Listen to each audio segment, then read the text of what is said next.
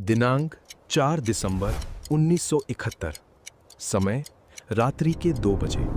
स्थान लौंगेवाला पोस्ट, थार रेगिस्तान, राजस्थान। रेगिस्तान की वो भयावह रात खामोश थी, लेकिन उस खामोशी में मौत की आहट साफ सुनी जा सकती थी। लौंगेवाला की उस छोटी सी चौकी पर तैनात मेजर कुलदीप सिंह चांदपुरी और उनके 120 बहादुर जवानों को इस बात का अंदाजा भी नहीं था कि सीमा के उस पार से दुश्मन का एक पूरा सैलाब उनकी ओर बढ़ रहा है। मेजर चांदपुरी की आंखों में खौफ नहीं, बल्कि एक अजीब सी चमक थी। उन्होंने अपने जवानों को संबोधित करते हुए स्पष्ट कर दिया था कि पीछे हटने का कोई विकल्प नहीं है। उनके पास केवल 2 रास्ते थे, या तो अपनी चौकी को दुश्मन के हवाले कर दें या फिर अपनी आखिरी सांस तक उस जमीन की रक्षा करें। दुश्मन के टैंकों की कतारें मील दूर से ही धूल का गुब्बार उड़ाती हुई दिखाई दे रही थीं। मेजर चांदपुरी ने बड़ी चालाकी से अपनी रणनीति तैयार की।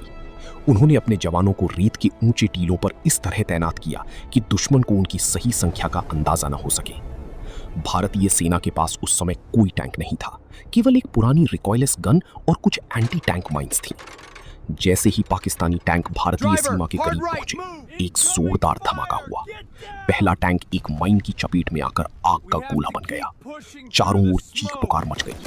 अंधेरे का फायदा उठाते हुए चांदपुरी के जवानों ने दुश्मन पर घात लगाकर हमला करना शुरू कर दिया।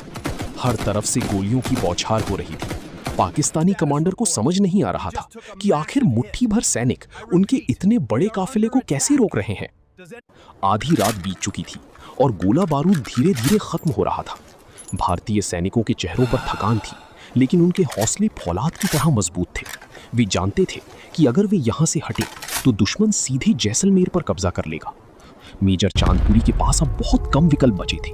तभी आसमान में एक दूर की गूंज सुनाई दी। वो गूंज दुश्मन के लिए काल का बुलावा थी। जैसलमेर एयरबेस से भारतीय वायुसेना की हंटर विमानों ने उड़ान भर ली थी। सूरज की पहली रोशनी के साथ ही आसमान से विमानों की गड़गड़ाहट और रॉकेटों के धमाकों ने रेगिस्तान के मंजर को किसी शमशान घाट में तब्दील कर दिया।